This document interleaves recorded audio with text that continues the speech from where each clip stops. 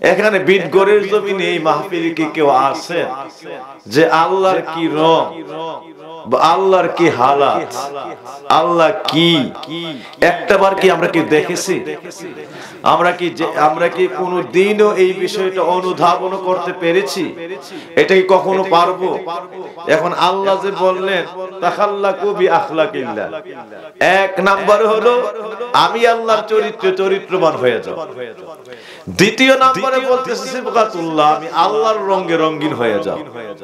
আমান আহসানু মিনাল্লাহি সিবগা, আমি আল্লাহর রঙে রঙিন হয়ে যাওয়ার চাইতে এর চাইতে সর্বোত্তম আমি আল্লাহর সৃষ্টি জগতে আর ভালো কোনো কাজ নাই।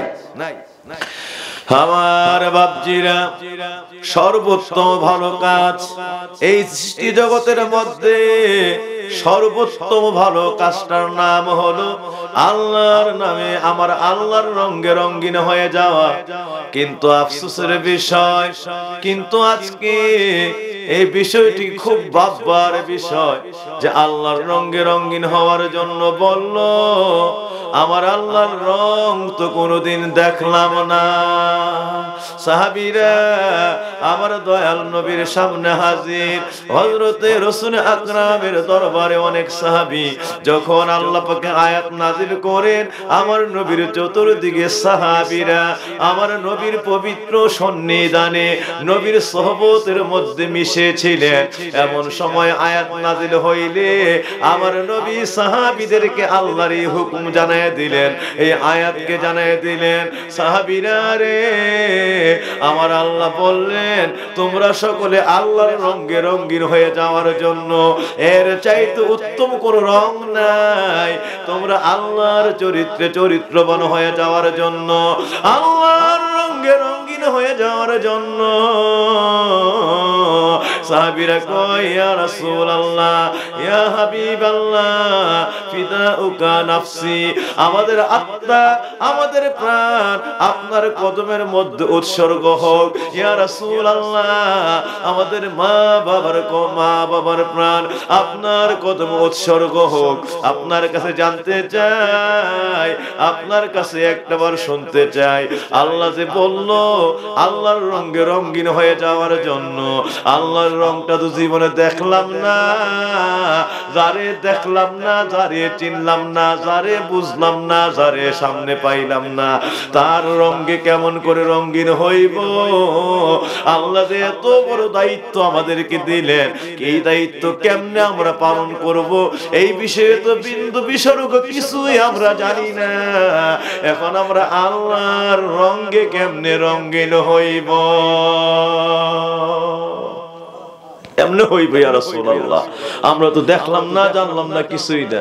এখন এই আল্লাহর রঙে আমরা কেমনে রঙিন হইব? বাবাজিরা, এমন সময় আমার নবীর কাছে প্রশ্ন করলেন, আল্লাহর নবী সাহাবীদের দিকে নজর করলেন। আল্লাহর হাবিব সাহাবীদের দিকে নজর করে সাহাবীদের কথায় মনোনিবেশ করে, আমার হাবিব, আপনার হাবিব, আল্লাহর হাবিব, কুল মাখলুকাতের হাবিব, হাবিবুল্লাহ, কুল কায়নাতের বাদশা নবী মুহাম্মদুর রাসূলুল্লাহ সাল্লাল্লাহু আলাইহি ওয়াসাল্লাম ডাক দিয়া কয়ে, সাহাবীরা রে, জানতে চাইছো আল্লাহর রংটা কি?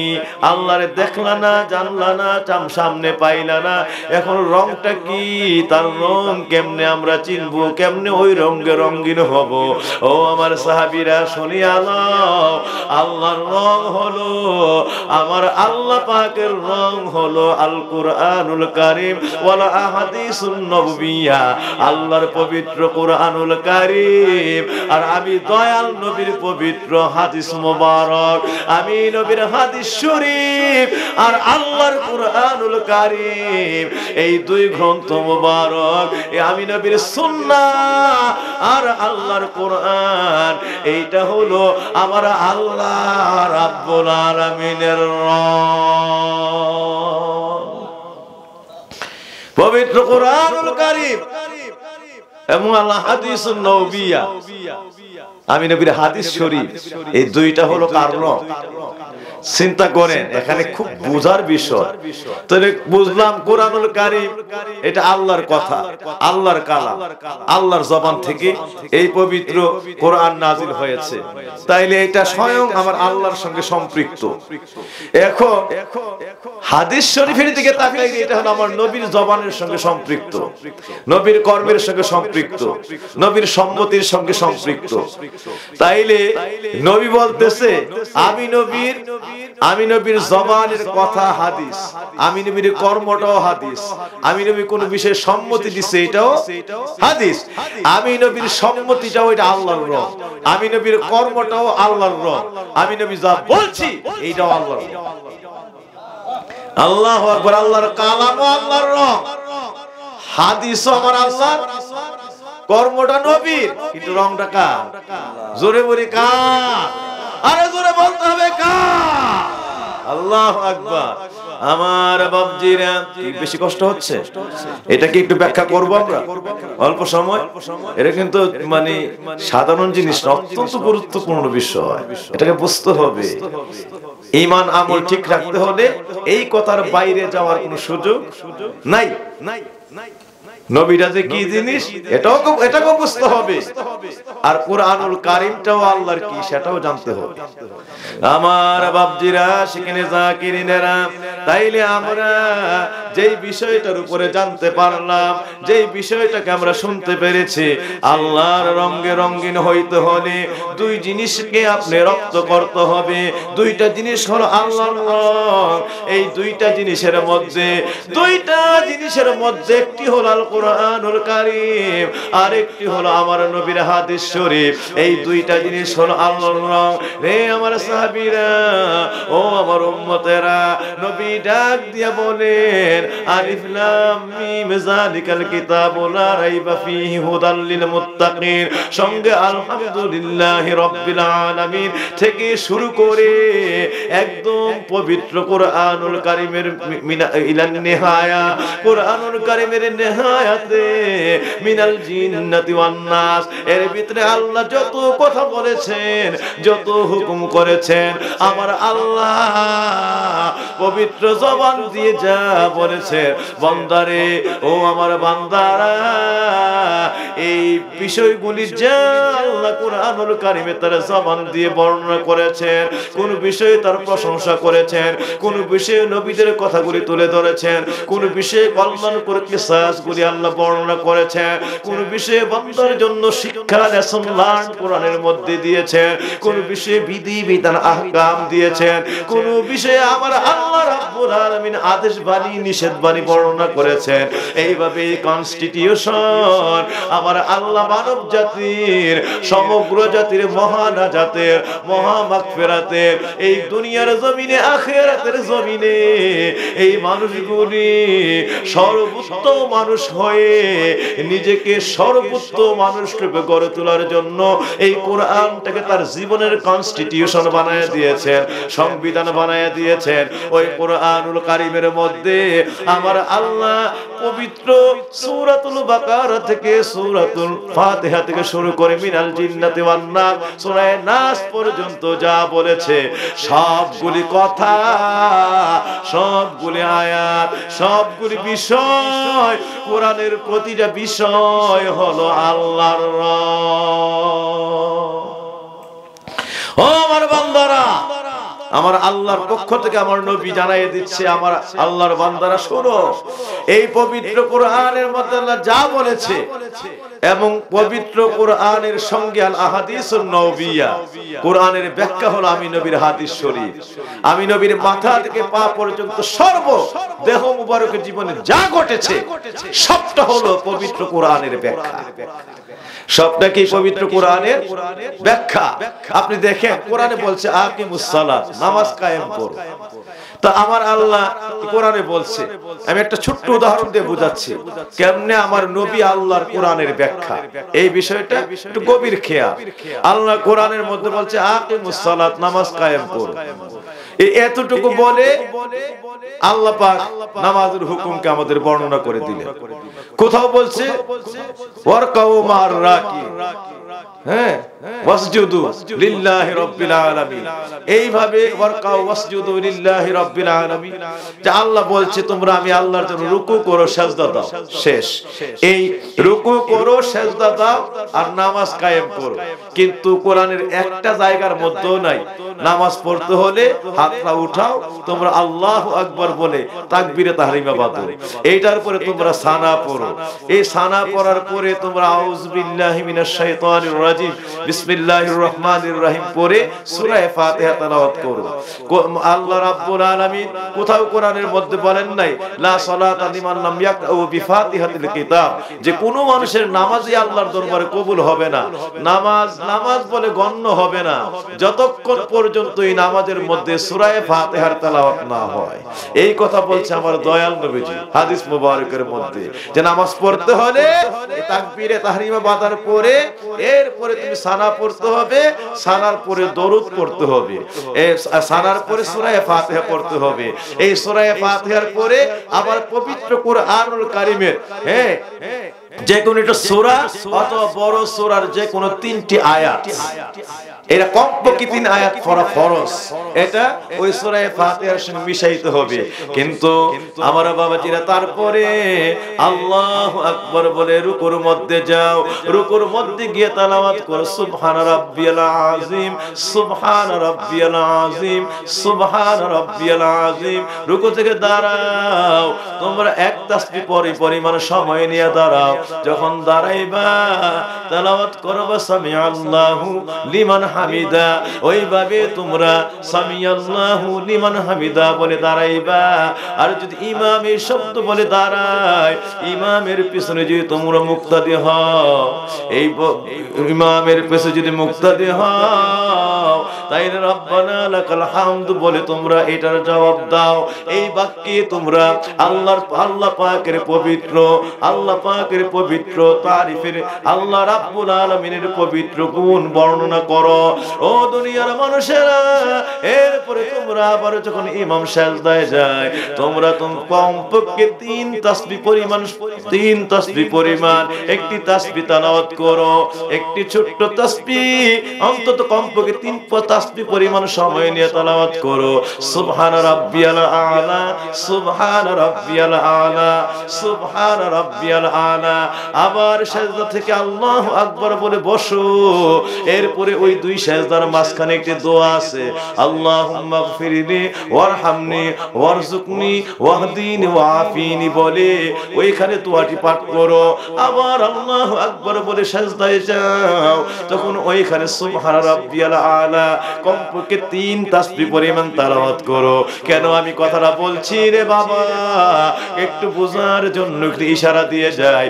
এই যে এতগুলি বিষয়, এতগুলি কথা, এতগুলি তাসবিহ, এতগুলি বিষয় নামাজের ভিতরে এক একটা রাকাতের মধ্যে আছে, আবার তাশাহুদের মধ্যে বৈঠকের মধ্যে আছে, আবার শেষ বৈঠকে আরো তাশাহুদের পরে অনেক দোয়া আছে, দোয়া মাসুরা সহ অনেক দোয়া। এই দোয়া করে ডানে বামে সালাম ফেরাও, ডানে যখন সালাম ফিরাইবা কাতারের শেষ পর্যন্ত তাকায়া থাকবা না, ওই দিকে নজর করবা না, তোমরা সালামটা ডান কাঁধের উপরে ফিরাইবা, আসসালামু আলাইকুম ওয়া রাহমাতুল্লাহ বলে ডান কাঁধের উপরে সালাম ফিরাইবা। যখন বাম দিকে সালাম ফিরাও, তখন তোমরা বাম কাঁধের উপরে সালাম ফিরাইবা। অনেকেই ভুল করে কাঁধের খবর নাই, কাতারের শেষ পর্যন্ত তাকায়া থাকে ডানে, ডান দিকের সালামে ডানে, বাম দিকের সালামে বামে, কিন্তু না, সালাম ফিরাইতে হবে ডান দিকের সালাম ডান কাঁধে, বাম দিকের সালাম বাম কাঁধে। সাহাবীরা জিজ্ঞেস করলেন, কেন গো ইয়া রাসূলুল্লাহ, আমরা কাঁধের উপরে কেন সালাম ফিরাইবো? আমার দয়াল নবী বলেন, সাহাবীরা রে, কারণ হলো তোমার ডান কাঁধে বাম কাঁধে 2 জন ফেরেশতা আছে। আল্লাহ বলে দিয়েছেন, কিরামান কাতিবিনা ইয়ালামুনা মা তাফআলুন।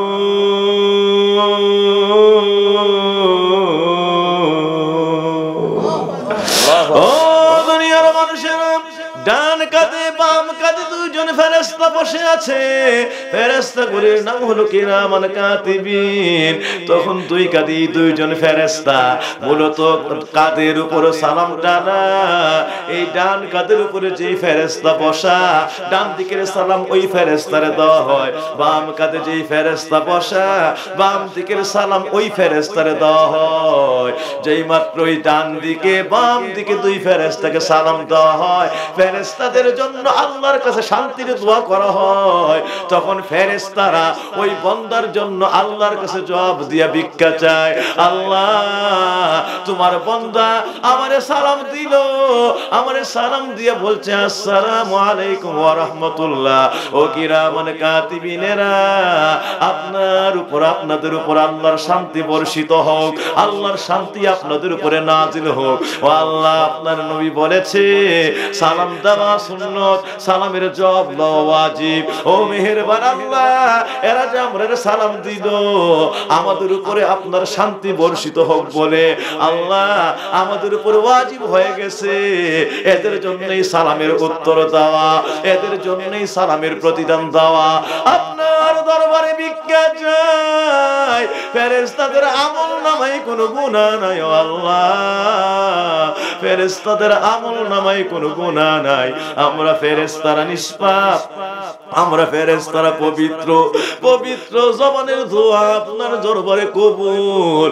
আজকে আমরা ফেরেশতা কিরামান কাতিবিন ভিক্ষা চাই, বান্দা যে সালামের মাধ্যমে আমাদের উপরে আপনার কাছে শান্তির দোয়া করেছে, এর জবাবে আপনার কাছে ভিক্ষা চাই। এই বান্দার জীবনের গুনাহ মাফ করে দেন, তার নামাজটাকে কবুল করেন, আখিরাতের আযাব তার থেকে উঠায় নেন। আল্লাহ দুনিয়াতে তার উপর রহমত নাজিল করেন, আখিরাতে কবর থেকে হাসরের মাঠ, হাসর থেকে পরবর্তী কাল আল্লাহ সমস্ত ঘাট সমস্ত কাল তার জন্য আপনি শান্তির আবাসন বানায়া দেন। আল্লাহর দরবারে ফেরেশতারা দোয়া করে, এই ফেরেশতাদের দোয়া আমার আল্লাহর দরবারে কবুল। এই জন্য সালামের অতীব মহত্ব, আমরা সালাম দিতে যেন ভুল না করি, ডান দিকে কাতারের শেষ পর্যন্ত তাকায়া না থাকি, আমরা যেন ডান দিকের সালাম নজর করে ডান কাদের ফেরেশতাকে দেই, বাম দিকের সালাম খেয়াল করে বাম কাদের ফেরেশতারা দেই। ফেরেশতারা সাথে সাথে আল্লাহর কাছে হাত বিছায়া দেয় এবং আল্লাহ রাব্বুল আলামিন এই ফেরেশতাদের দোয়ায়, এই নামাজের শেষে ফেরেশতাদের দোয়ার ভিতরে বান্দাগুলিরে মাফ করে দেয়। আমরা একদম নবীর সুন্নাহ অনুযায়ী আমলগুলি করতে চাই কি চাই না? সবাই বলেন চাই কি চাই না? বাবাজিদের খেদমতে বলতে চাই, আশিকিনদের খেদমতে বলতে চাই, এই যে আমার আল্লাহ কোরআনের মধ্যে বলছে আকিমুস সালাত, নামাজ কায়েম করো, আমাদেরকে নামাজ কায়েম করার জন্য বললেন, কিন্তু আমরা জানি না নামাজ কেমনে পড়তে হয়। নামাজ পড়তে হইলে হাত উঠায় তাকবীরে তাহরিমে আল্লাহু আকবার বলে তাকবীর সহ হাত বাঁধতে হয়। এরপরে নামাজের মধ্যে হাত কোন জায়গায় রাখবো এই কথা কোরআনে কোনো জায়গায় নাই। আমার নবী আমাদেরকে শিখিয়ে দিয়েছেন, আমার নবী নিজে আমল করেছেন, উম্মত গরিরে শিখিয়ে দিয়েছেন যে আমরা কিভাবে একটা হাতের উপরে আরেকটা হাত রাখবো, দুইটা হাত আমরা কোন জায়গায় রাখবো। এইটাও কোরআনের আমল না, এইটা হলো হাদিস থেকে পাইছি, নবীর থেকে পাইছি। দ্বিতীয় নম্বরে নামাজের মধ্যে সূরা ফাতিহা তেলাওয়াত করা, নামাজের মধ্যে অন্যান্য দোয়া তাসবিহ তাহলিল, নামাজের মধ্যে কেরাত পড়া, এইভাবে মধ্য বৈঠক করা, আখিরি বৈঠক করা, যা কিছু আছে সব কিছু শিখাইছে আমার দয়াল নবী। এই জন্য বাবাজিরা, নবী হইলেন কোরআনের ব্যাখ্যা। কোরআনে আল্লাহ বলছে নামাজ পড়ো, নামাজ পড়াটা কি জিনিস এইটাই কেউ জানতো না। এই নামাজ পড়া, এই বাস্তব আমলটা, কোরআনের বাস্তবতাটা, কোরআনের পুরা বাস্তবটা হলো নবী মুহাম্মাদুর রাসূলুল্লাহ। নারায়ে তাকবীর, নারায়ে রিসালাত, নারায়ে রিসালাত। এই জন্যই জন্য নবী নবী করে নবীরে বেশি ভালোবাসি, বাসতে চাই কি চাই না, আরো জোরে চাই কি চাই না। কিয়ামত হয়ে যাইতো, নবী যদি না থাকতো, আল্লাহর নামাজ পড়ার দ্বিতীয় কোনো সুযোগ জানার বোঝার কোনো ব্যবস্থা নাই, ঠিক না বে ঠিক? এই নামাজ আল্লাহ বলছে নামাজ পড়ো, পড়াটা কি বয়সে বয়সে খাওয়ান, কোনো কিছু খাওয়া না কাত হইয়া শুয়ে থাকা, বিষয়টা কোনটা এটা কেউ বোঝার কোনো ক্ষমতা নাই। এইটা শিখাইছে আল্লাহর পবিত্র কোরআনের এই পবিত্র আমলগুলি। একটা আমলের কথা বললাম, এইভাবে যত বিষয় আছে সবগুলির শিক্ষাদাতা বাস্তব ব্যাখ্যা হলো মাথা থেকে পা পর্যন্ত ডাইরেক্ট আমার দয়াল নবী, ডাইরেক্ট আমার দয়াল নবী কোরআনের সরাসরি ব্যাখ্যা। এই জন্য বাবাজিরা আমার আল্লাহ রাব্বুল আলামিন, আমার আল্লাহ জানায় দিয়েছে তোমরা সিবগাতুল্লাহ, আল্লাহর রঙে রঙিন হয়ে যাও। তো কেমনে আল্লাহর রঙে রঙিন হইব? আল্লাহর রঙে রঙিন হইতে হলে দুইটা জিনিস লাগে। একটা জিনিস হলো আল্লাহ রাব্বুল আলামিনের কোরআন। কোরআন তো ডাইরেক্ট বোঝার সুযোগ নাই, বুঝতে হইলে কোরআনের একটা ব্যাখ্যা লাগে। এই ব্যাখ্যাই হইল নবী মুহাম্মদুর রাসূলুল্লাহ সাল্লাল্লাহু আলাইহি ওয়াসাল্লাম। নবী হয়া নবীর ব্যাখ্যা, নবীর সুন্নাত, নবীর আমল, নবীর তরিকা লয়ে কোরআনে ঢুকলে কোরআনের আমল, আল্লাহর হুকুম পালন করা সম্ভব। নাইলে কিয়ামত হয়ে গেল কোরআন বোঝা, কোরআনের আমল করা, কোরআনের আমল নিজের মধ্যে বাস্তবায়ন করা, কিয়ামত হয়ে গেল। এর পরের কালো আবাদান কালো সম্ভব হবে না। কারণ বাপজিরা আমার, সমস্ত কোরআনের ডাইরেক্ট ব্যাখ্যা সরাসরি বাস্তব আমল নামা হলো আপনার আমার নবী মুহাম্মদুর রাসূলুল্লাহ সাল্লাল্লাহু আলাইহি ওয়াসাল্লাম। ধরে আমরা একটা মাহফিল করেছি, একবারে শীতলের জমিনে মাহফিল করতেছি। তো বালিনা মাদ্রাসার এক প্রিন্সিপাল, সে মারা গেছে অনেক আগেই। তো সে ওই মাহফিলের মধ্যে এক লোক স্লোগান দিছে, নারায়ে তাকবীর, আল্লাহু আকবার, নারায়ে রিসালাত, ইয়া রাসূলুল্লাহ বলার পরে সে ওখানে বেটু দিল। একটু অন্যপন্থী ছিল আর কি। তো বলতেছে তোমরা নারায়ে রিসালাত, ইয়া রাসূলুল্লাহ, এই তোমরা স্লোগান তো সুন্নি নাম দিছো, এইটি কোন স্লোগান হইল? কি করতে হবে? কইবা না ফরজি, বুঝতে পারছে? আমরা ফরজি করে স্লোগান দিতাম। তো বললাম যারে তাকে উসুলে বাজদাবির একটা দলিল দিয়া, তাকে দলিল দেওয়া হলো, এক দলিলে আর তার মুখের মধ্যে কোনো জবাব ছিল না। উসুলে বাজদাবি থেকে একটা দলিল দেওয়া হলো, যেটা আমাদের মাদ্রাসায়, আলিয়া মাদ্রাসায় ফাজিল ক্লাসে, ডিগ্রির ক্লাসে পড়ানো হয়। তো এখানে দলিল দেওয়া হলো, শোনেন, ইসলামের যত আল্লাহর হুকুম আছে, আল্লাহর কোরআনের যত হুকুম আছে, আজকে আমরা যত হুকুম আল্লাহ থেকে পাইছি, এগুলি কি আমরা পর্যন্ত যা পড়ছে এটা হুকমান না আমালা? এই অনেক চুপ করে রয়েছে, বলতে পারতেছেন, বুঝতে পারছেন নি? এইরকম একটা উত্তর হবে সে কল্পনা করতে পারে নাই যে হুকমান না আমালা। পরে শেষ পর্যন্ত চুপ থাকলে কি হবে? এখন তো সব তুলে ধরা হয়েছে, যেহেতু সে ওই বিষয়ে বলছে, উত্তর তো তাকে দিতেই হবে, বুঝতে পারছেন? তোর বলা হইল যে মিয়া, আল্লাহর পবিত্র কোরআনে আল্লাহ যা বর্ণনা করছেন এটা হুকমান, কিন্তু আমরা যা পালন করি, আমরা এই হুকুমটাকে চিনছি, জানছি, বুঝছি, এটা আমালান ভাবে, এটা আমালান ভাবে হুকুম আল্লাহ করছে, ক্লাসিফিকেশন যারা তৈরি করছে, কোরআন হাদিসের আল্লাহর যত হুকুম ক্লাসিফিকেশন হইছে, এটা আমালান ভাবে ক্লাসিফিকেশন হইছে। কোনটা ফরজ, কোনটা সুন্নত, কোনটা ওয়াজিব, কোনটা নফল, কোনটা মুস্তাহাব, এই যে বিষয়গুলি হইছে, এইগুলি আল্লাহর রাসূলের পবিত্র আমল থেকে এগুলি কোনটা সুন্নত, কোনটা ওয়াজিব, কোনটা নফল, কোনটা মুস্তাহাব হইছে, ঠিক না বে ঠিক? কারণ আল্লাহ যা বলছে পবিত্র কোরআনুল কারীমের মধ্যে, আল্লাহ রাব্বুল আলামিন কোরআনুল কারীমের মধ্যে বলছে যে তোমরা নামাজ কায়েম করো, তখন নামাজের মধ্যে কমপক্ষে সূরা ফাতিহা পড়তে হবে।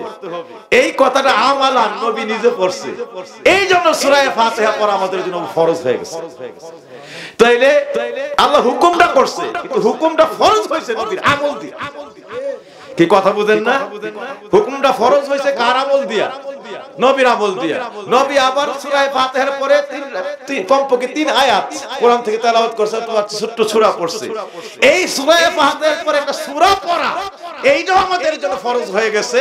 এটা আল্লাহর হুকুম, আল্লাহর হুকুম শুধু নামাজ পড়ো, কিন্তু এই নামাজের মধ্যে সূরা ফাতিহা পড়া লাগবে। এরপরে আবার তিনটা একটা সূরা বা এই সূরা পরিবারের একটা 3 আয়াত কমপক্ষে তেলাওয়াত করতে হবে। এইটাও ফরজ হয়ে গেছে নবীর সুন্নাত, নবীর আমল দিয়ে। ঠিক না বে ঠিক? কার দিয়ে পড়ছে? খুব খেয়াল। নবী নবী তো করবা না, করবা না কেমনে না আমল করবো? আমল করার তো পথ নাই। নবী ছাড়া যেখানেই যাও গিয়া দেখবা নবী, গিয়া দেখবা নবী, গিয়া দেখবা নবী। হজে যাও, যাকাতে যাও, যত জায়গার মধ্যে যাও, প্রত্যেকটার বাস্তব আমল হলো নবী মুহাম্মদুর রাসূলুল্লাহ সাল্লাল্লাহু আলাইহি ওয়াসাল্লাম। সুতরাং বাবাজিরা আমার, আমরা যখন তেলাওয়াত করি, নামাজের মধ্যে রুকুতে যাই, এই রুকু আল্লাহ বলছে ওয়ারকাউ, তোমরা রুকু করো। রুকুর মধ্যে গিয়া কি, রুকুর মধ্যে গিয়া কি মানে এই রুকুই করে থাকবো, আর কোনো কার্যক্রম আছে কিনা তা তো কিছু বলা হয় না, কোরআনে কোথাও নেই। এখন নবী আমাদের শিখাইছে রুকুটা কেমনে করতে হবে। শরীরটা বাজ হয়ে সামনের দিকে চলে যাবে, মাথাটা আস্তে করে নিত হয়ে যাবে, শরীরটা কার বাঁকা হবে, সামনের দিকে মাথা আল্লাহর প্রতি ঝুঁকে যাবে, আর এই অবস্থায় তেলাওয়াত করব সুবহানা রাব্বিয়াল আযীম, সুবহানা রাব্বিয়াল আযীম, সুবহানা রাব্বিয়াল আযীম। তখন কি আমরা চিনছি এটার নাম রুকু, আর রুকুর মধ্যে এটা পড়তে হয় কমপক্ষে 3 তাসবিহ পরিমাণ পড়া। এই নবীর আমল দিয়ে আমাদের জন্য ওয়াজিব হয়ে গেছে। কার আমল দিয়ে ওয়াজিব হয়ে গেছে? নবীর আমল দিয়ে। সুবহানাল্লাহ। কমপক্ষে 1 তাসবিহ ওয়াজিব, 3 তাসবিহ সুন্নাত।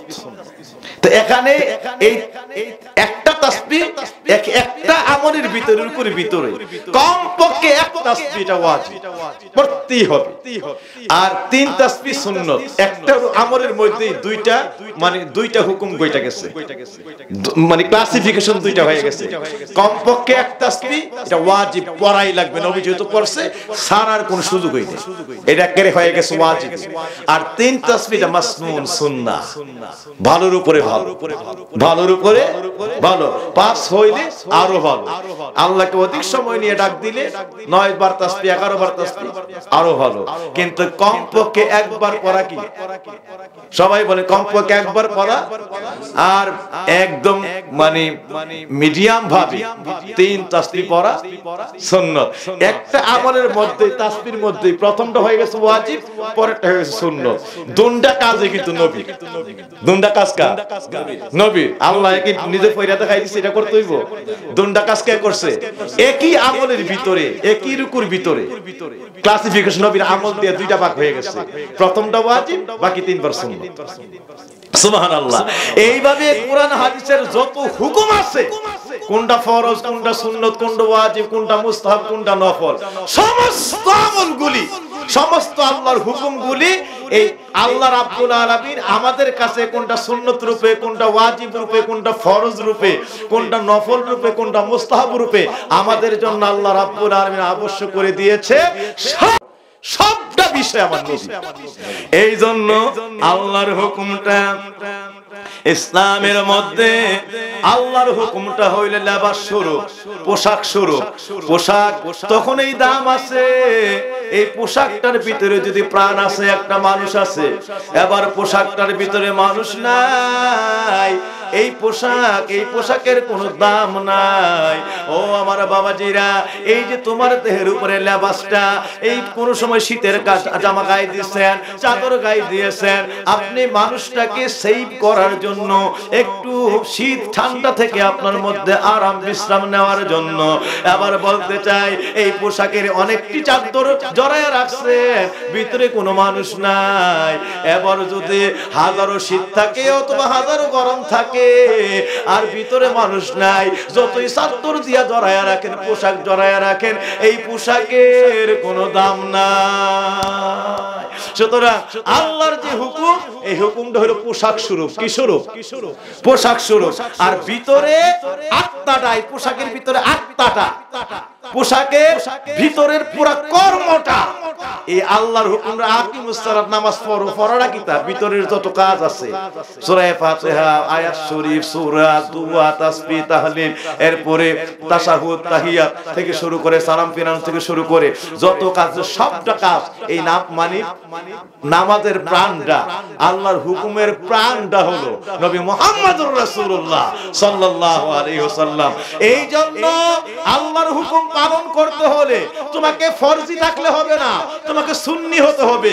কারণ সুন্নি হইয়া নবীর সুন্নাত লয়া, নবীর আমল লয়া, নবীর দেখানো তরিকা লয়া আল্লাহু আকবার বলে তাকবীর তাহরিমা বেদে ওই নামাজে ঢুকলে প্রত্যেকটা সুন্নতে আমলে সবগুলি কাজ করলেই বাইরের পোশাকটা নামাজটা তার হবে, এবার নামাজ পূর্ণ হবে, নামাজ পালন হবে। এবার কিয়ামত পর্যন্ত যদি নবী হইয়া অর্থাৎ নবীর সুন্নাত লয়া না ঢুকো, কিয়ামত হয়ে যাবে, নামাজ পড়া দূরের কথা পালন করার কোনো ব্যবস্থা হবে না। জিনিসটা যে কি, সুতরাং আল্লাহর হুকুমটা হলো পোশাক স্বরূপ, আর ভিতরের আমলটা নবী মুহাম্মদুর রাসূলুল্লাহ, এইটা হলো নামাজের দেহ। আল্লাহু আকবার।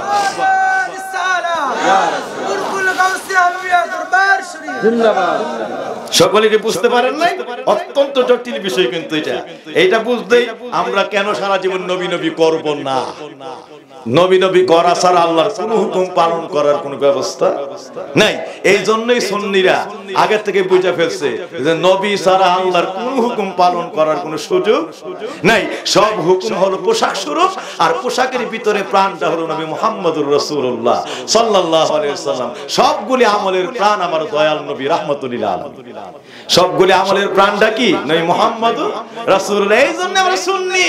নামাজ আল্লাহর হুকুম ঠিক আছে, সুন্নি হইয়া সুন্নাত লয়া, নবীর দেখানো তরিকা লয়া, নবীর আমল লয়া ঢুকলে আল্লাহর হুকুম পালন করা সম্ভব, ফরজি হওয়া সম্ভব, ফরজ পালন করা সম্ভব। সুন্নাত নাই, ফরজ আদায়ের কোনো বুঝার ব্যবস্থা ঠিক না বেঠিক? সুন্নাত নাই, ফরজ আদায়ের ফরজ পালনের কোন ব্যবস্থা নাই। সুন্নাত হয়ে ঢুকলেই ফরজ পাইবা, আর সুন্নি ছাড়া কিয়ামত পর্যন্ত ফরজ বুঝারও কোনো ক্ষমতা হবে না। এই জন্যই নারায়ে রিসালাত আমরা সুন্নিরাই স্লোগান নিয়ে আল্লাহর দরবারে লুটায়ে পড়ি। কারণ আল্লাহু আকবারের পবিত্র তারিফ করতে হলে, আল্লাহর সুবহান শান বর্ণনা করতে হলে রিসালাত নবীর থেকে চিনে, নবীর থেকে জানে, নবীর থেকে বুঝে তখন আল্লাহর ডাকতে হবে। আমরা চিনতাম না আল্লাহু আহাদ, আমরা চিনতাম না লা শারিকা লাহ, আমরা জানতাম না আল্লাহ যে এক, আল্লাহর কোনো শরীক নাই, আল্লাহর কোনো ছেলে মেয়ে নাই, আল্লাহ কাউর থেকে জন্মগ্রহণ করে নাই, কাউরে জন্ম দেয় নাই, আল্লাহর সমতুল্য কিচ্ছু নাই, কিচ্ছু জানতাম না। সব শিখাইছে নবী আয়েশা।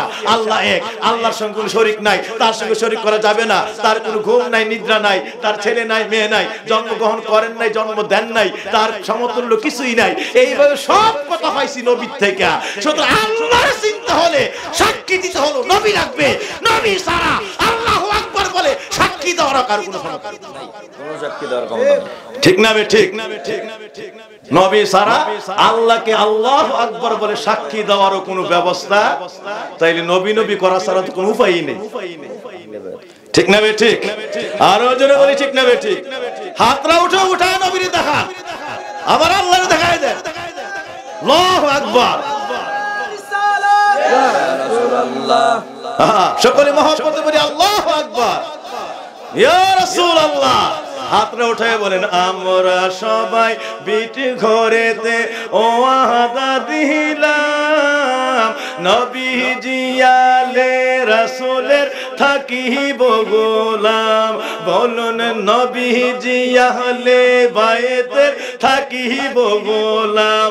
সবাই আমরা সবাই বিট ঘরেতে ওয়াদা করলাম, নবীজি আলে রাসূলের থাকিব গোলাম। হাত মারেন। নবীজি আলে রাসূলের থাকিব গোলাম। আমরা নবীজি আহলে বাইতের থাকিব গোলাম। আশিকেরা এই মাহফিলে রহমত চাইতেছে, আল্লাহ আশিকেরা এই মাহফিলে রহমত চাইতেছে।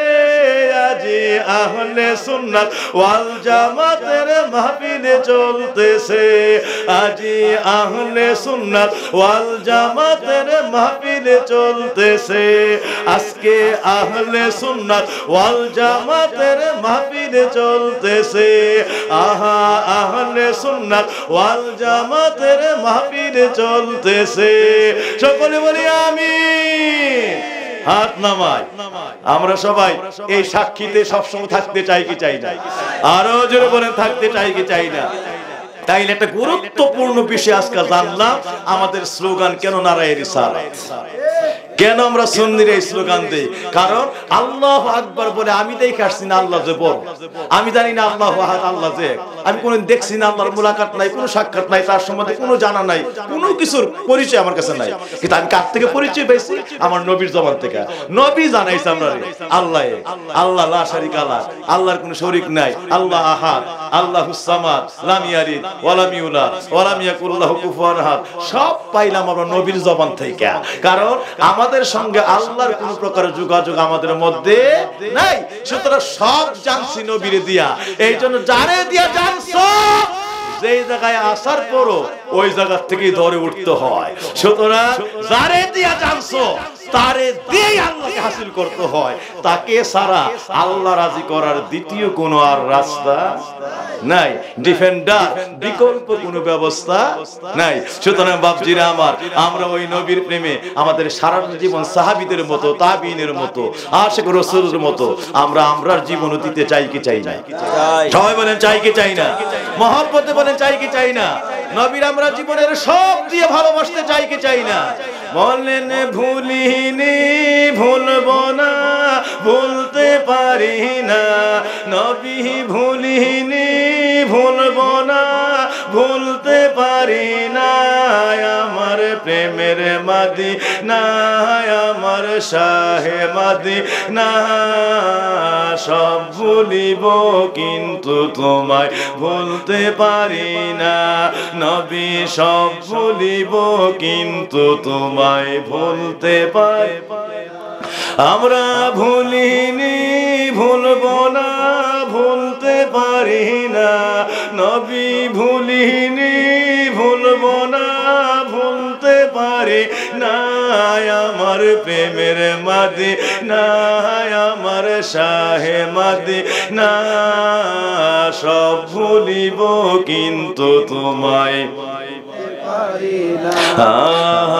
আরশে মুআল্লার চেয়ে দামি তুমি হও, খোদার সৃষ্টিতে তুমি শ্রেষ্ঠ ভূমি হও, আরশে মুআল্লার চেয়ে দামি তুমি হও, খোদার সৃষ্টিতে তুমি শ্রেষ্ঠ ভূমি হও, তোমার বুকে শুয়ে আছেন শাহে মদিনা, আহা তোমার মাঝে শুয়ে আছেন শাহে মদিনা, আমার প্রেমের মদিনা, আমার শাহে মদিনা, সব ভুলিব কিন্তু তোমায় ভুলতে পারি না, আমরা সব ভুলিব কিন্তু তোমায় ভুলতে আমরা বাড়ি ভুলবো, গাড়ি ভুলবো, তোমায় ভুলবো না, নবী বাড়ি ভুলবো, গাড়ি ভুলবো, তোমায় ভুলবো না, আমার প্রেমের মদিনা, আমার শাহে মদিনা, সব ভুলিব কিন্তু তোমায় ভুলতে পারি না, আমরা সব ভুলিব কিন্তু তোমায় আমরা সব ভুলিব কিন্তু তোমায় আমরা টাকা ভুলবো, পয়সা ভুলবো, তোমায় ভুলবো না, নবী টাকা ভুলবো, পয়সা ভুলবো, তোমায় ভুলবো না, আমার প্রেমের মদিনা, আমার শাহে মদিনা, সব ভুলিব কিন্তু তোমায় ভুলতে পারি না, আমরা সব ভুলিব কিন্তু তোমায় পারি না, নবী ভুলিনি ভুলবো না, ভুলতে পারি না, দয়াল ভুলিনি ভুলবো না, ভুলতে পারি না, আমার প্রেমের মদিনা, আমার শাহে মদিনা, সব ভুলিব কিন্তু তোমায় ভুলতে পারি না, আমরা সব ভুলিব কিন্তু তোমায় পারি না। তোমার বুকে আমার নবীর কদম পড়েছে, তোমার মাঝে জিবরিল আমিন সদা এসেছে। তোমার বুকে আমার নবীর কদম পড়েছে, তোমার মাঝে জিবরিল আমিন সদা এসেছে। তোমার মাঝে ঝরে সদা নূরেরই ঝরনা, আহা তোমার মাঝে ঝরে সদা নূরেরই ঝরনা। আমার প্রেমের মদিনা, আমার শাহে মদিনা, সব ভুলিব কিন্তু তোমায় ভুলতে পারি না। আমরা সব ভুলিব কিন্তু তোমায় ভুলতে পারি না। নবী ভুলিনি ভুলব না, ভুলতে পারি না। দয়াল ভুলিনি ভুলব না, ভুলতে পারি না। আমার প্রেমের মদিনা, আমার শাহে মদিনা, সব ভুলিব কিন্তু তোমায় ভুলতে পারি না। আমরা সব ভুলিব কিন্তু তোমায় পারি না। নবী ছেলে ভুলবো, মেয়ে ভুলবো, তোমায় ভুলবো না। আমরা ছেলে ভুলবো, মেয়ে ভুলবো, তোমায় ভুলবো না। আমার প্রেমের মদিনা, আমার শাহে মদিনা, সব ভুলিব কিন্তু তোমায় ভুলতে পারি না। আমরা সব ভুলিব কিন্তু তোমায় ভুলতে পারি না। বলুন ভুলিনি ভুলবো না, ভুলতে পারি না। নবী ভুলিনি ভুলবো না, ভুলতে পারি না। আমার প্রেমের মদিনা, আমার শাহে মদিনা, সব ভুলিব কিন্তু তোমায় ভুলতে পারি না। আমরা সব ভুলিব কিন্তু তোমায় ভুলতে পারি না। সকলে বলি মারহাবা, আরো জোরে বলি মারহাবা। আমরা ওইভাবে আমার নবীর প্রেমে দিবানিশি সর্বক্ষণ এই অন্তরটাকে নবীর কদমে সঁপে দিয়ে দেহ মন অন্তর সবকিছু নবীর কদমে নবীর সুন্নায় বিলীন করে দিয়ে আমরা ওইভাবে থাকতে চাই কি চাই না? আমার বাবাজিরা, এই জন্যই তখন ওই জবাবটা দিয়েছিলাম, মিয়া সুন্নি হইলেই ফরজ আদায় করা সম্ভব, ফরজ পালন করা সম্ভব। সুন্নত লইয়া সুন্নি হইয়া নবীর সুন্নাহ নিয়ে যদি আমলে না ঢুকো, কিয়ামত হয়ে যাবে, আল্লাহর ফরজ আদায় করার কোনো ব্যবস্থা হবে না। এই জন্য আমরা ফরজি কই না, সুন্নি কই। ফরজি ছিল একজন, মিস্টার ইবলিস শয়তান। 9 লক্ষ বছর মতান্তরে 14 লক্ষ বছর আল্লাহর ডাকছে, আমার নবীরে আদর করে নাই, নবীরে কদর করে নাই, নবীরে তাজিম করে নাই, নবীর কদমে লুটায় পড়ে নাই, সুন্নি হয় নাই। কিন্তু ইবাদত ছিল, ইলমও ভর্তি ছিল। সব ইবাদত 14 লক্ষ বছরের যত ইবাদত সব পুইরা ছাই হয়ে গেল। ফেরেশতার শিক্ষক মাকাম, এত বড় হাস্তি মাকাম, এত বড় বুজুর্গি সব পুইরা ছাই হয়ে গেল। আজকে লানতের জিনজির গলায় লয়া শয়তান হইয়া সারা পৃথিবীতে অপমানের ডালা লয়া কাদের মধ্যে ঘুরে।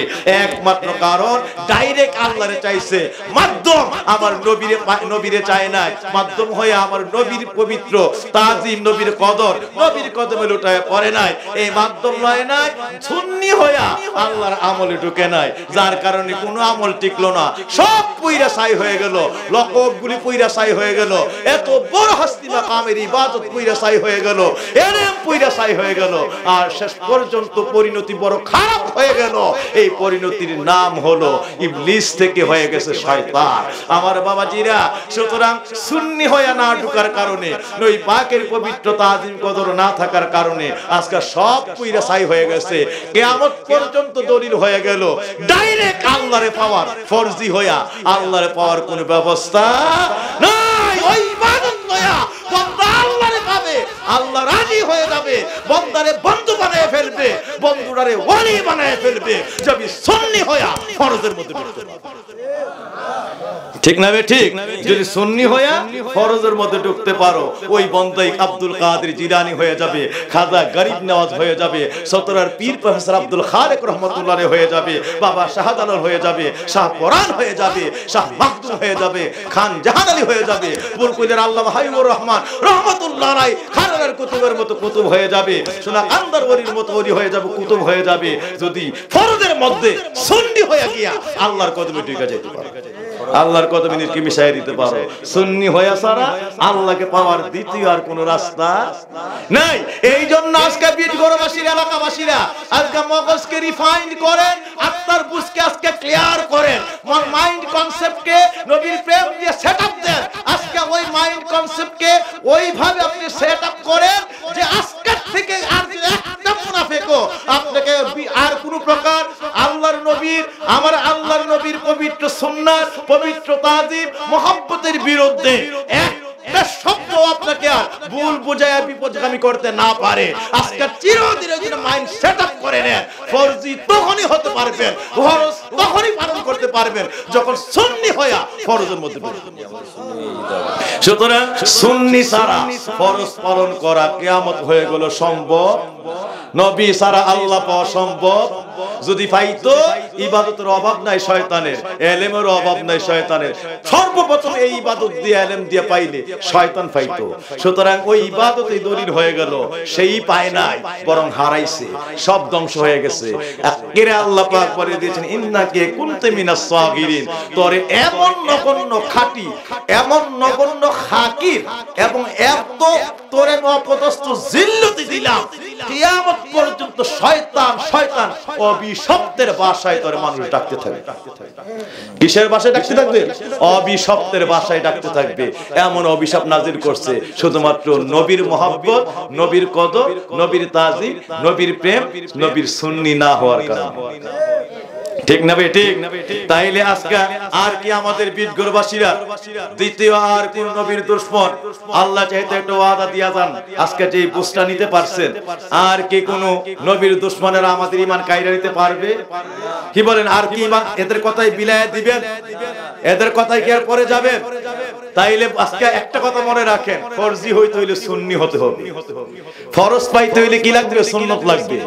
কারণ আল্লাহু আকবার থেকে আসসালামু আলাইকুম ওয়া রাহমাতুল্লাহ গোটা নামাজটা নবীর সুন্নত। উপরের হুকুমটা, পোশাকটা আল্লাহ কোন নামাজটা পড়ো, কিন্তু নামাজটা কি তাই দেই জানি না। কিতা শব্দটা দেই নবী কিতাব কি বলতে, নামাজটা ভিতরে কি জিনিস, রুকু কিরাত থেকে যা আছে সব আমার নবীর আমল। কারামত নবীর আমল দিয়ে আল্লাহর হুকুম পালন করা লাগে। আল্লাহর হুকুম পালন হয় না নবীর আমল ভিতরে না থাকলে। সুবহানাল্লাহ। তাইলে আল্লাহরে আমরা তালাশ করি কার আমল দিয়া? আর জোরে বলেন কার আমল দিয়া? এইটাই বুঝে না উম্মত হইছে এখন পর্যন্ত যে নবী ছাড়া, সুন্নি হওয়া ছাড়া আল্লাহরে পাওয়ার, আল্লাহর আমল করার, আল্লাহর ফরজ পালন করার দ্বিতীয় কোন সুযোগ ব্যবস্থা, কোন প্রকার রাস্তাই আর দ্বিতীয় নাই। সুতরাং বাপজিরা আমার, এই দলিল দেওয়ার পরে এই যে মুখ বন্ধ করছে ওই প্রিন্সিপাল একটা জবাব আর দিতে পারে নাই। সকলে বলি মারহাবা, আরো জোরে বলি মারহাবা। আমার বাবাজিরা, আশিকিনে জাকিরিনেরা, এই জন্যই আমি ওয়াজের একদম শেষ লগ্নে চলে আসছি। এতক্ষণ ওয়াজ করব এটাও বুঝতে পারি নাই, মাত্র একটা আয়াত পড়েছি, একটা আয়াতের সঙ্গে আরেকটা যোগ করেছি। একটা হলো তাখাল্লাকু বি আখলাকিল্লাহ, আর আরেকটা পড়েছিলাম সিবগাতুল্লাহ, আল্লাহর রঙে রঙিন হয়ে যাও। আমার বাপজিরা, এতক্ষণ এই ব্যাখ্যা করতে হবে বুঝতে পারি নাই, ওই ব্যাখ্যাটা যেটা তুলেছিলাম ওইটার কাছেও যেতে পারি নাই, কিন্তু ভূমিকা স্বরূপ একটু বোঝাইবার চেষ্টা করেছি। এবার শেষ অবধিতে আমি চলে এসেছি। আমার বাবাজিরা, আল্লাহ বলছে আল্লাহর রঙে রঙিন হয়ে যাও। আল্লাহর রঙে যারা রঙিন হয়ে যাইবে, এইটাই হলো সর্বোত্তম মানুষ, সর্বোত্তম রং। এই মানুষটা সারা পৃথিবীর সর্বোত্তম আদর্শবান মানুষ হয়ে যাবে। এই মানুষটা সারা পৃথিবীর মানুষের মডেল হয়ে যাবে, আদর্শবান মানুষে পরিণত হয়ে যাবে। তাই আল্লাহর রঙে যদি রঙিন হইতে পারে, নবীজিকে জিজ্ঞেস করা হলে আল্লাহর রং কি? নবী আমার ফরমান আল কোরআনুল কারীম ওয়াল আহাদিসুন নবিয়া। কোরআন আর হাদিস এই দুইটা হলো আল্লাহর রং। এই আল্লাহর রং পবিত্র কালামুল্লাহ, আল্লাহর কালাম। আর বুঝার জন্য ব্যাখ্যা সুন্নতে রাসূল। এই কালাম বুঝতে হলে, আল্লাহর কালাম চিনতে হলে নবীর সুন্নাত, নবীর প্রেম, নবীর ইশক, নবীর মহব্বত, নবীর সুন্নাত লয়া কোরআনে ঢুকতে হবে। নাইলে কোরআন বুঝার কোনো ব্যবস্থা নাই। কোরআনের বাস্তব ব্যাখ্যার নাম হলো নবী মুহাম্মদুর রাসূলুল্লাহ সাল্লাল্লাহু আলাইহি ওয়াসাল্লাম। যতটা আয়াত একের শুরু থেকে শেষ পর্যন্ত যা বলছে সমস্তটার ব্যাখ্যা হইল আমার নবী। নবীর মাথা থেকে পা মুবারক পর্যন্ত সমস্ত জিসিম মুবারকে যা আছে, যত কর্ম, যত কথা, যত বার্তা, যত সম্মতি, যত ইশারা এবং যত প্রকার জবান মুবারকের বাণী, সবটা হলো পবিত্র কোরআনের ব্যাখ্যা। পবিত্র কোরআনের কি ব্যাখ্যা? হযরত আম্মা জান আয়েশা সিদ্দিকার ঘরের কিনারে সাহাবীরা হাজির, হাজার হাজার সাহাবী। আম্মা জান আয়েশা ঘর থেকে তাদের সালাম শুনলেন, শুনে মৃদু আওয়াজে জিজ্ঞেস করলেন, আল্লাহর নবী, সাহাবীরা কেন ঘরের কিনারায় দাঁড়ায় সালাম দিচ্ছেন? আপনারা কি তলব করছেন? কয়, মা ও উম্মুল মুমিনিন, আমরা মুসলমানদের, গোটা মুসলমানদের মায়ের কাছে চলে আসছি, মুসলিম জাতির মায়ের কাছে আসছি। আপনি আমাদের মুমিনের মা, উম্মুল মুমিনিন, উম্মাহাতুল মুমিনিন। সুতরাং মা, আমাদের বাবা কোন সময় আপনার সঙ্গে এই হুজরাতে সময় একটু সময় অতিবাহিত করেছে। সারা দেশ বিশ্ব তালাশ করে নবীর বাহিরের আখলাক মুবারক এত সর্বোত্তম, যার একটা কদম পৃথিবীর সর্বোত্তম আদর্শের, মহা আদর্শের মডেল, একটি কদম আদর্শের বাইরে ছিল না। আমরা জানতে চাই ঘরের ভিতরে আমার নবীর আখলাক কেমন ছিল, চালচলন কেমন ছিল, ব্যবহার কেমন ছিল, আমার নবীর ঘরের ভিতরে চরিত্রের বৈশিষ্ট্য কেমন ছিল। কারণ পৃথিবীর সবাই না জানলেও ঘরের স্ত্রী জানে যে স্বামীর খাসলতটা কোন ধরনের। কয়েকদিন চলার পরে সে ধরে ফেলে আপনি কোন দিকে চলতেছেন। অন্য কেউ এইটা সিআইডি, এনএসআই, ডিবি, দুনিয়ার আর কেউ না বুঝলো, ঘরের সিআইডি এটা সবচাইতে ভালো বুঝে। ঠিক না? ঠিক। আপনার স্ত্রী বুঝে যে আপনার চাল চলনটা কোন দিকে, আপনার চোখ কোন দিকে, আপনার কথাবার্তা কোন দিকে। অনায়াসে সে একদিন না একদিন আপনাকে বুঝে ফেলবে, ধরে ফেলবে। ঠিক না? ঠিক। এই জায়গায় এমন জায়গাতে সাহাবীরা গেছে, আম্মা জান আয়েশা সিদ্দিকের কাছে জিজ্ঞেস করছে, ঘরের ভিতরে আমার নবীর আখলাক মুবারক কেমন ছিল,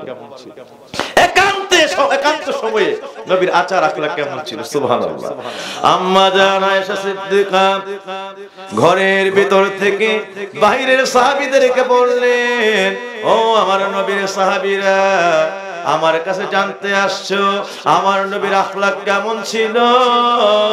যাও, আর দেরি করো না, মসজিদ নববীতে চলে যাও, আল্লাহর কোরআনটাকে বের করো, আল্লাহর কোরআনের সূরা ফাতিহা, আল্লাহর কোরআনের আলিফ লাম মিম থেকে তেলাওয়াত শুরু করো।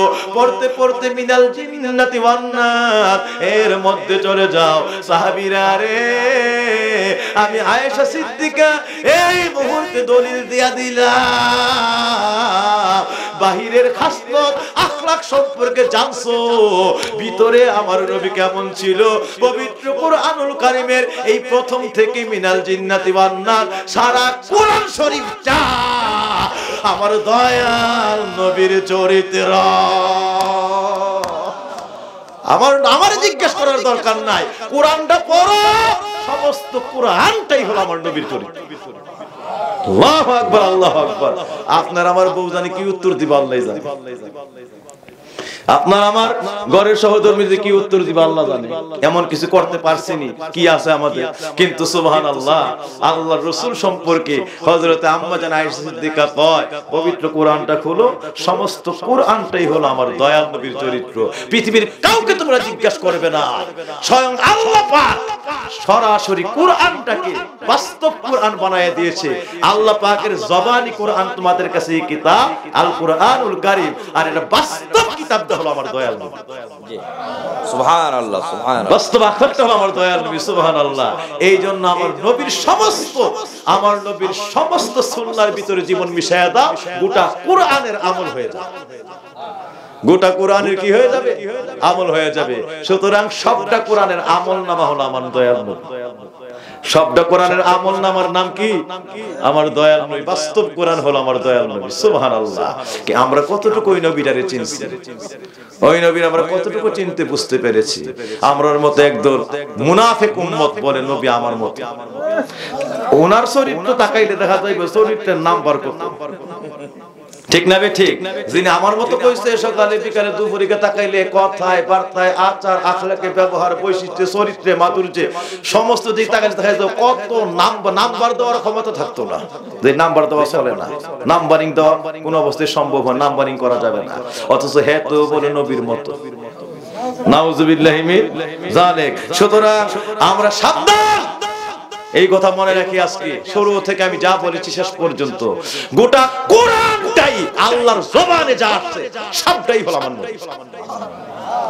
আল্লাহর জবানে যা বলছে এর বাস্তবটাই হলো আল্লাহর দয়াল নবী। সুবহানাল্লাহ। আমি দোয়ার দিকে চলে যাচ্ছি।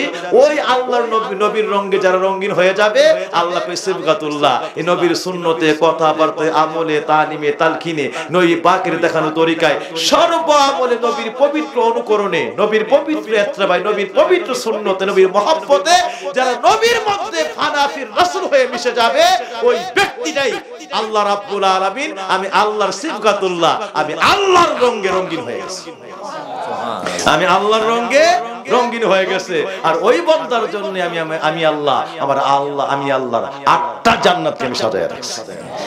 তাইলে বোঝা গেল আল্লাহর রঙে রঙিন হওয়া মানে নবীর সুন্নতের রঙে যারা রঙিন হয়ে গেছে, নবীর পবিত্র আখলাকে সুন্নতে আমলে তালিমে তালকিনে ব্যবহারে নবীর বৈশিষ্ট্যে নবী পাকের জামিউ সিফাতে ওইভাবে যারা আকীদা এবং আমলে যারা নবী পাকের সুন্নায় নিজেকে মিশাইয়া দিয়েছে, ওই মানুষটাই আল্লাহর রঙে রঙিন হয়ে গেছে।